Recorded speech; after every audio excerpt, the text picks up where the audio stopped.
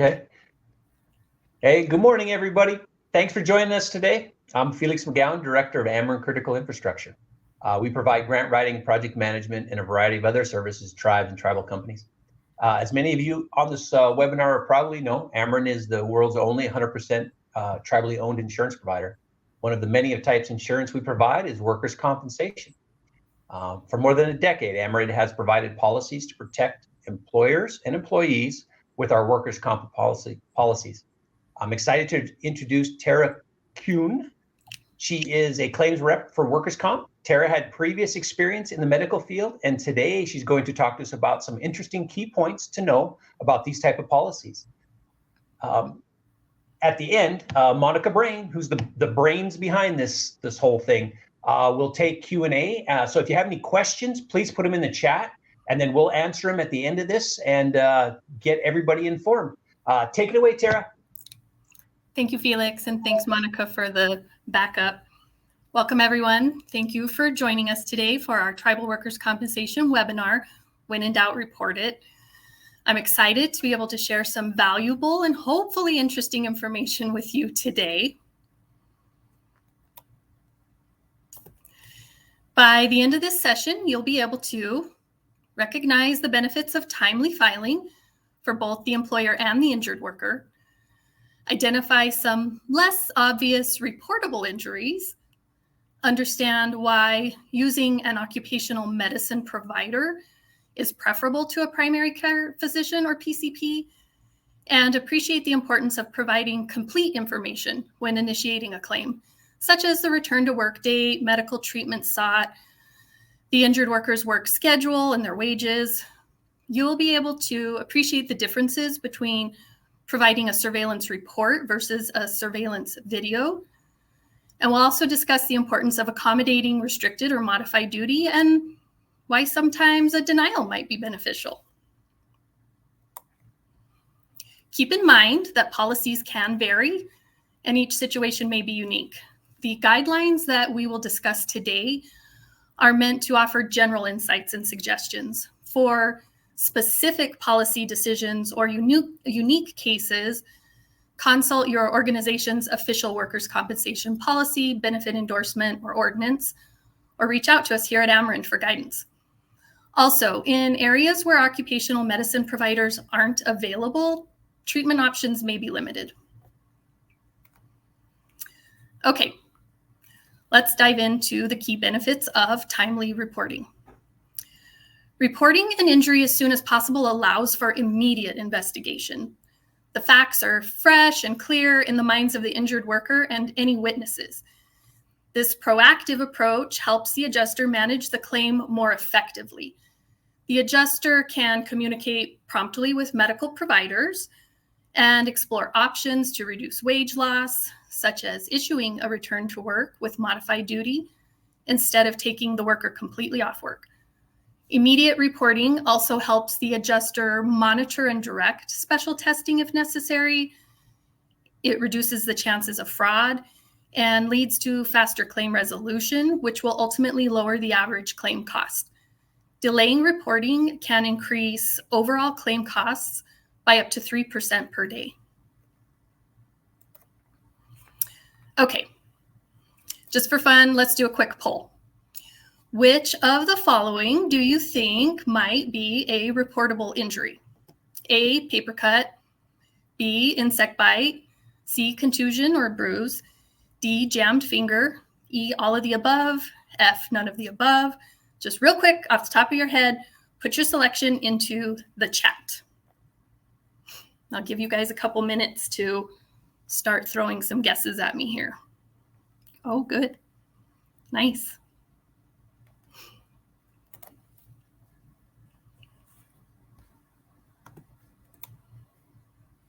Oops.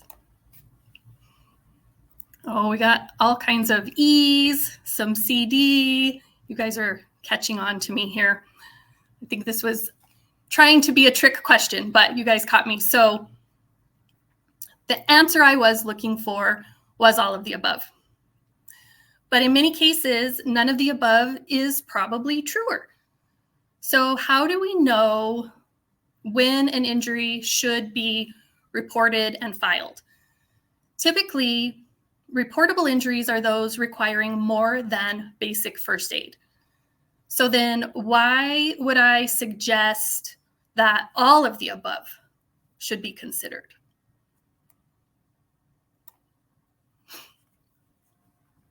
Let's take a look at paper cuts, for instance. Most of the time, paper cuts or any minor laceration would require only basic first aid. And I'm not suggesting that all paper cuts need to be filed. However, we should consider, for instance, a person with diabetes. Even a minor cut or scrape could turn into a serious problem. Diabetes affects white blood cell function. This hinders the body's ability to fight bacteria and close wounds. It's really important to be informed about any chronic conditions an employee might have. Similarly, insect bites usually need only basic first aid unless there's an immediate serious allergic reaction, right? However, in rare cases, complications like impetigo, cellulitis, or folliculitis might arise. For example, we had a claim where an injured worker was bitten by a spider. Initially, the bite seemed minor, but it quickly became infected as it turned out to be from a brown recluse. The infection required the injured worker to be airlifted to a hospital 1 or 2 times, resulting in extensive medical treatment. Ultimately, this claim ended up costing around $91,000. So what began as a seemingly simple insect bite escalated into a significantly expensive situation due to the severe complications that developed. Contusions.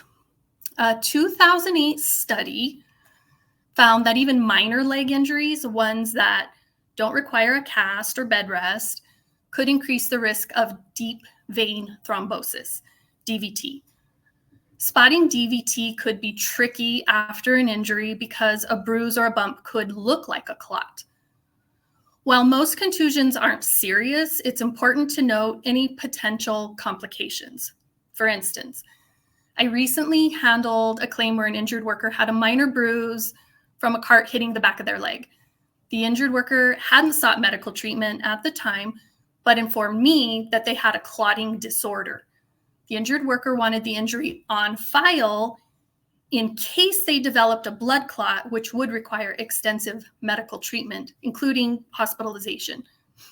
Factors such as having a family member with a past DVT, cancer, being on birth control or hormones, being overweight or inactive can all increase a person's risk of developing DVT.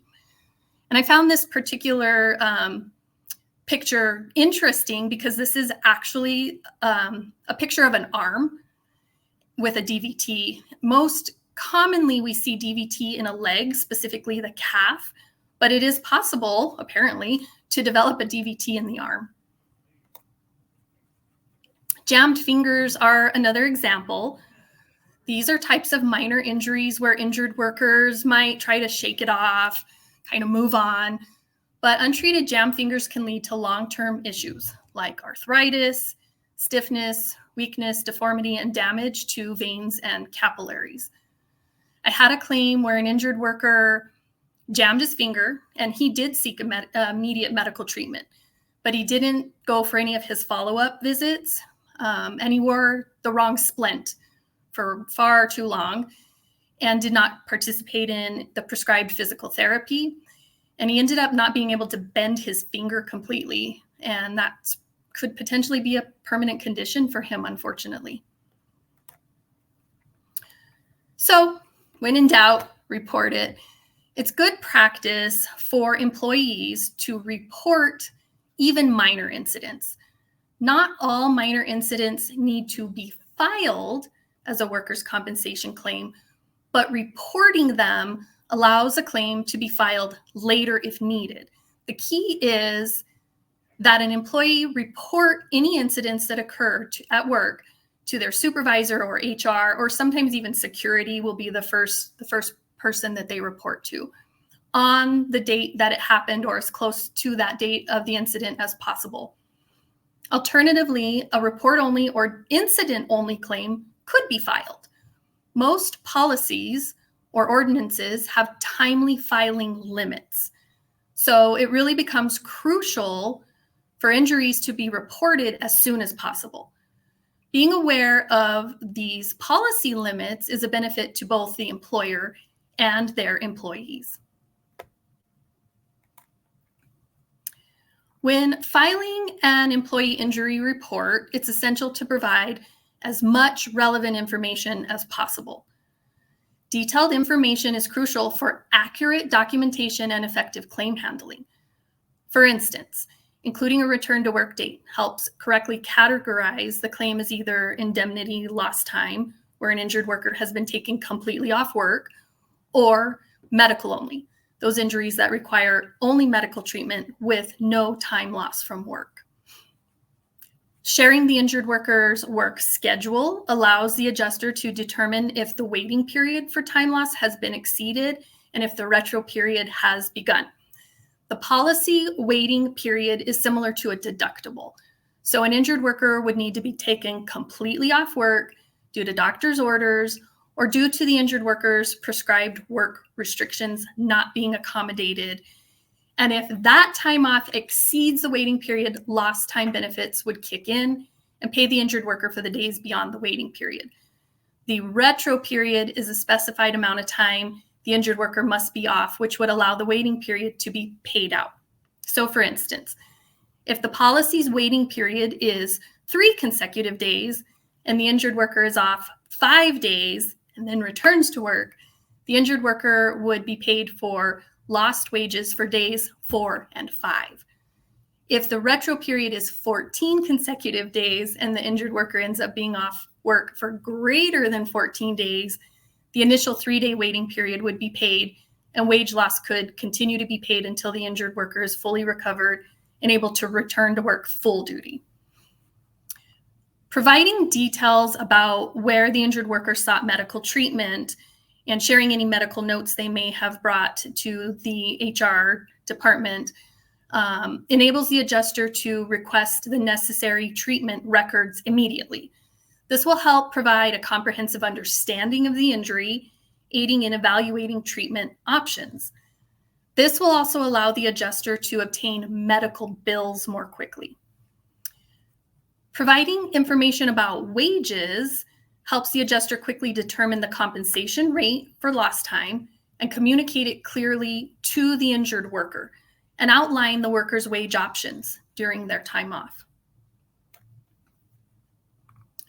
Providing a surveillance report is truly valuable as it offers a useful written summary of video surveillance observations. However, a surveillance report is typically compiled without a full employee statement. Providing the surveillance video is even more valuable. It allows the adjuster to compare footage directly with the injured worker's statement. This helps to verify the accuracy of the account and identify any discrepancies. Many of the clients that we insure, especially casinos, have started providing us with video surveillance along with the surveillance report. I had a claim where an injured worker reported being hit by an automatic glass sliding door while exiting her place of employment. The injured worker reported having a headache and whole body pain. When I spoke to the injured worker over the phone, they reported feeling like they had whiplash and were continuing to have headaches. The injured worker stated that the door slammed them into the wall. I felt like this was all pretty extreme, so I asked the employer for a surveillance report as well as for the surveillance video. Here is the report on the video that I received. Employees stepped out of the way to allow a male and female to enter the building. When the employees stepped out of the way, they were not visible to the sensor on the door. When the injured worker stepped to exit the facility, the sliding door hit them on the left side. Once the impact occurred, the door retracted back to the open position, and then the employee left the area. When I viewed the video myself, I did not see the injured worker get slammed against the wall. The door appeared to merely bump the injured worker and retract immediately. The injured worker seemed to mostly step away from the door and just continue to walk forward without ever breaking stride. This claim was ultimately denied. That being said, we don't seek to deny claims. Video surveillance is not an attempt to prevent injured workers from accessing their right to workers' compensation benefits. In fact, 90 to 95% of the claims we receive are accepted. Video surveillance can be an extremely effective investigative tool, which aids in covering claims that should be covered and not paying for claims that should not be. If an injured worker does not report an injury to their supervisor or HR, they may not be directed to an occupational medicine provider, and they may seek medical treatment directly from their primary care physician or their local clinic. The distinction between PCPs and occupational medicine providers lies in their approach rather than their commitment to patient care. So PCPs manage a broad range of health issues, including preventative care, chronic condition management. They really build long-term relationships with their patients and offer continuous care with a focus on overall health and wellness. In contrast, occupational medicine providers specialize in evaluating and treating work-related injuries with a strong emphasis on managing the return to work process. Their treatment plans are designed to get injured workers back to work as quickly and safely as possible. So this specialization allows occupational medicine providers to really tailor their recommendations to what is safe for the injured worker's specific job functions and ensures a smoother transition back to work.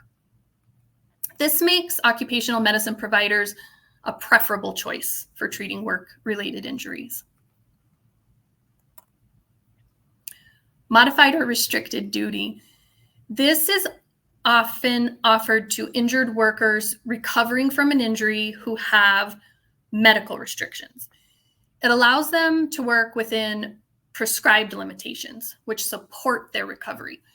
Implementing modified duty programs can reduce the financial strain from indemnity benefits, foster quicker recovery, and enhance overall workplace efficiency and employee well-being. Workers who return to modified duty typically heal about 30% faster compared to injured workers who remain off work. On the other hand, according to the Job Accommodation Network, research suggests that if an injured worker is off for more than 12 weeks, there's a 50% chance they may never return to work. So without modified or restricted duty, injured workers may stay at home and engage in activities such as sitting for long periods of time, aka binging Netflix. They may work at a desk or computer, maybe paying bills. They may perform household tasks like taking out the trash. They may be on their phones, or aka scrolling TikTok, or they may be able to lift light objects like a gallon of milk. Providing modified duty helps keep workers active and engaged in a work environment, and this contributes to a more effective and timely recovery. Employers may provide alternate duty where injured workers with limitations are assigned to different jobs to maintain productivity. A job bank could be created with detailed descriptions tailored to accommodate various injuries. Implementing alternate duty options and gradual work conditioning not only facilitates a smoother transition for recovering employees, but also optimizes their ability to return to full productivity. This benefits both the injured worker's rehabilitation and the employer's operational continuity. Compliance with medical guidelines, however, is crucial, and I really cannot emphasize enough the importance of following doctor's orders when accommodating modified or restricted duty. Sometimes an employer might delay filing a claim if they lack clear information from employee about when, how, or where an injury occurred. Conflicting or unclear statements from the employee can add to the confusion, and there may be no witnesses or,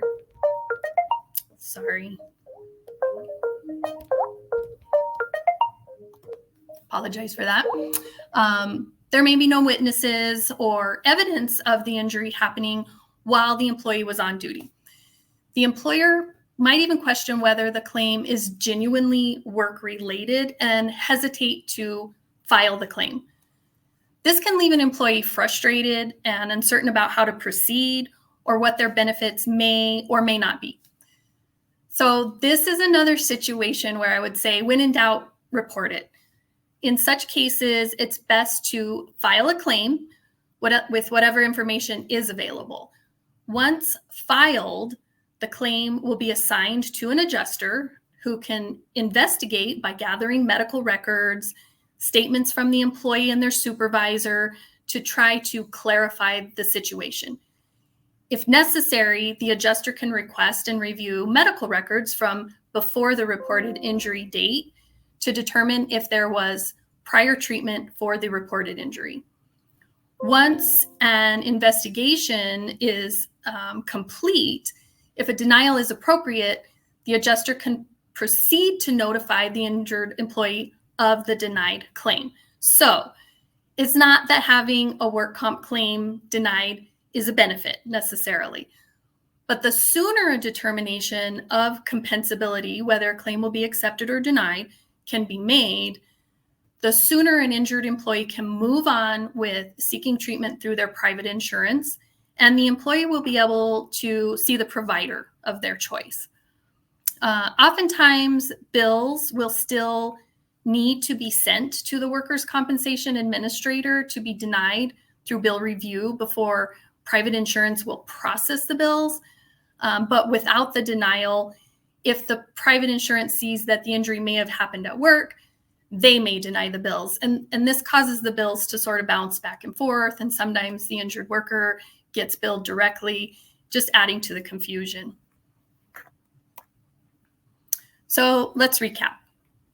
We've considered several key points that are essential for effective workers' compensation claims management.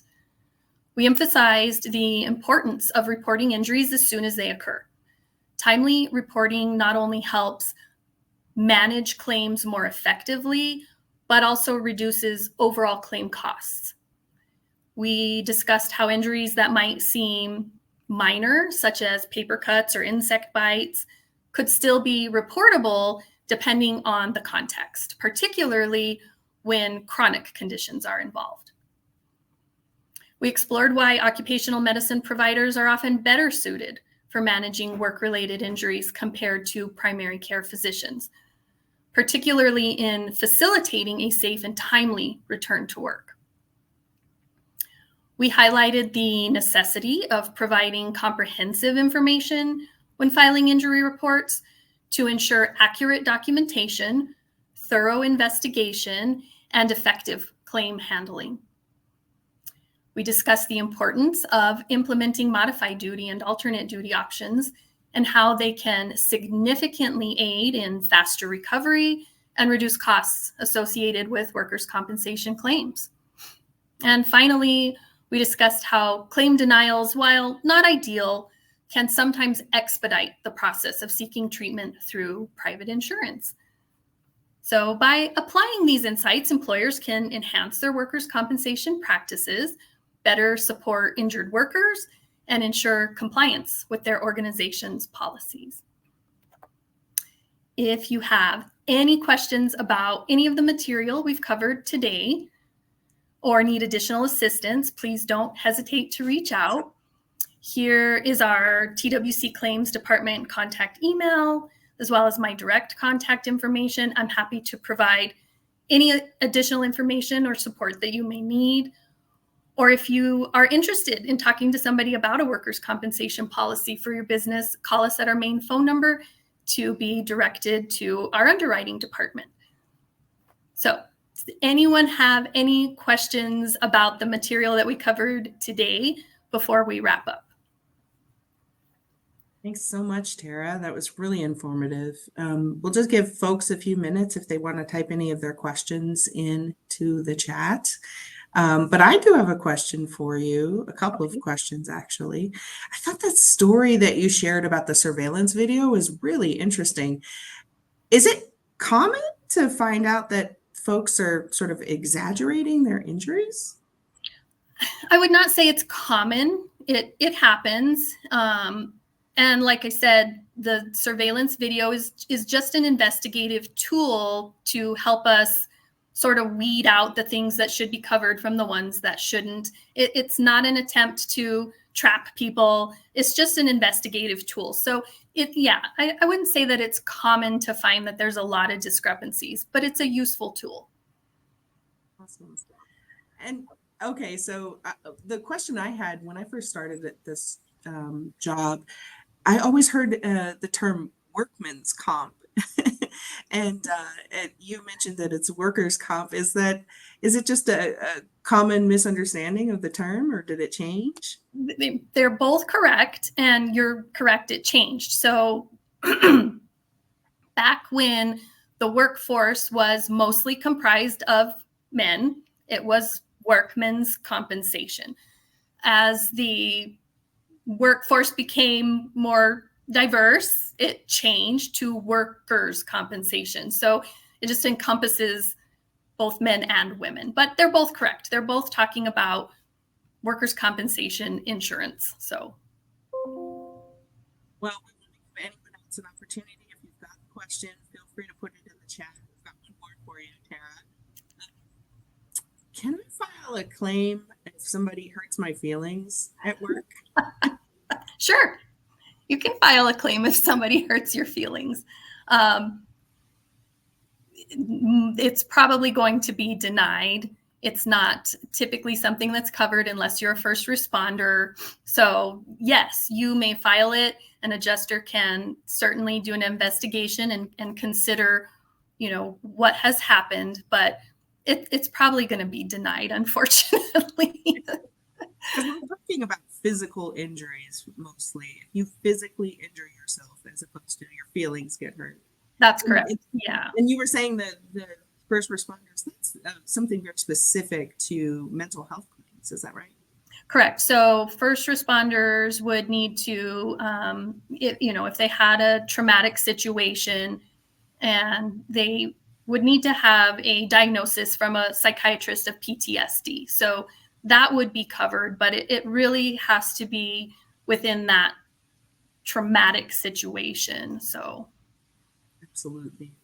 Well, Tara, this has been very informative. I really appreciate you taking the time to share this with us.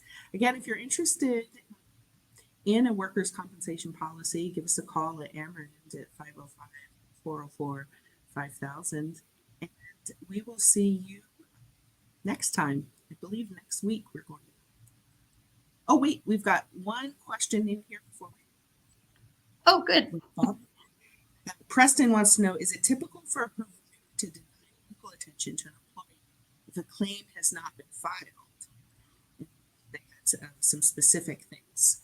It happens occasionally that if an injured worker shows up to a provider's office and they don't have specific workers' compensation information to give to the provider, they may say, we can't see you until you get that information, which is unfortunate, and I disagree with. But we are providing more of our employers with sort of a general letter that they can give to their injured workers to take to the facility with them that says, here's where the bills are going to be sent, assuming that the claim is accepted. In that very beginning stages, the claim is still in the investigative stages, but we can certainly give some sort of general information just to get the ball rolling. So it can be a little bit of a challenge, but not that often. Great. All right. Well, I will email everybody who signed up for this webinar. I will email Tara's slides as well as some quick tips that we learned. And again, Tara, thank you so much for the information today. Thank you, Monica. And thanks everybody for joining us. If you have any other questions, feel free to give me an email and I will reach out to you. Have a good afternoon.